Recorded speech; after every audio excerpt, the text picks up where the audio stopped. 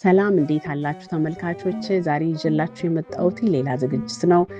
ንግግር አልችልም ግን እሞክራለሁ። በቶሮንቶ ከተማ የቅዱስ ገብርኤል እና የቅድስት አርሴማ ቤተክርስቲያን ትገኛለች። እቺ ቤተክርስቲያን ቤዝመንት ውስጥ ነው የምትኖረው እና ብዙ ችግር ስላላት እርዳታ እንድትረዱልኝ ነው ማለት ነው ዛሬ የመጣሁት። በከረዲቱ ተካፋይ እንድትሆኑ ከበረከቱ ተካፋይ እንድትሆኑ ማለት ነው። ስለዚህ ቤተክርስቲያኗ ከ150 በላይ ህፃናትን በመዘምራንና በድቁና ታስተምራለች። ብዙ ምዕመናንም አላትኝ። ቤዝመንት ውስጥ ነው የምትኖረው እንደነገርኳችሁ።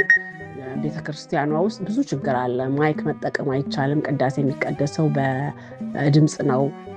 ትምህርት የሚማረው በድምጽ ነው። ከበሮ መምታት አይቻልም። እጣን ማጨስ አይቻልም። እጣኑ ሸተተን ይላሉ ህፃናት ጮሁብን ስለሚሉ አንድ ክፍል ውስጥ ሙቀት ውስጥ በጣም ነው የሚሞቃቸው። ቅዳሴ እስከሚያልቅ ድረስ አንድ ክፍል ዘግተን ነው የምናስቀምጣቸው።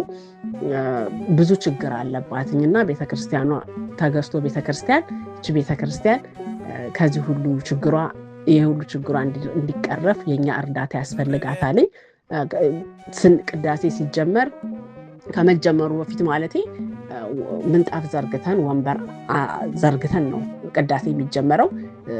ስንጨርስ ደግሞ እንደዚሁ ቅዳሴ ሲያልቅ ደግሞ ወንበሩን አነሳስተን ምንጣፉን አነሳስተን ነው የምንሄደው። ከዛ በኋላ እነሱ የራሳቸውን ዝግጅት ነው የሚያቀርቡበት። ምን እንደሚያቀርቡበት አናቅም። ስለዚህ ታቦቱ ያለው ንጹህ ቦታ ላይ አይደለም እና እባካችሁ ስለዚህ ምዕመናኑም እንደልቦቱ እንዲገባ ቤት የግድ ያስፈልገናልና በተቻላችሁ መጠን የቻላችሁትን ያህል እንርዳላለው። ቅዱስ ገብርኤል ቅድስት አርሴማ ተጠብቃችሁ። ሰላም ቆዩልኝ። አመሰግናለሁ።